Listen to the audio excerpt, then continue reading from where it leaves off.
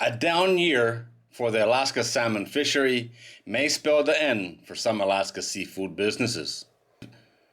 This is from seafoodsource.com and it was published on the 21st of August 2024. Salmon catch totals and fish size have been disappointing thus far in the U.S. state of Alaska's summer season.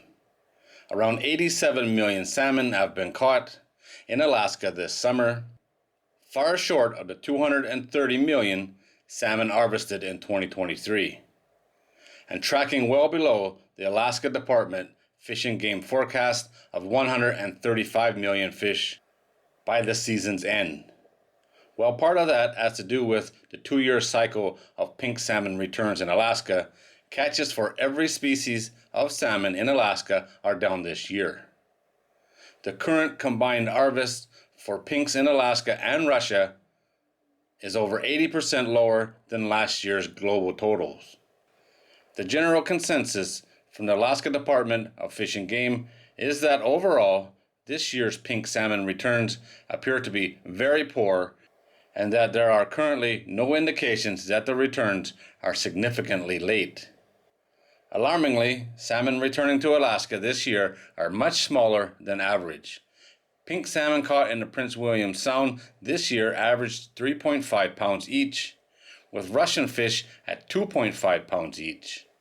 In 2023, Alaska's pink salmon were also below the 5 and the 10-year averages for weight, and with 99% of the expected sockeye caught for the season, their average size has been just 4.2 pounds, marking only the 4th time in the past 20 years that the fish fell below 5 pounds. The Alaska Department of Fish and Game said the average sockeye size in Bristol Bay were the smallest the agency has ever recorded through July. Despite reduced landings and smaller fish size, the prices have still not increased for pinks, as would be typical in periods of lower supply. Processors are buying pinks for 25 cents a pound, which is a loss making for most of the fleet. It is a huge disaster.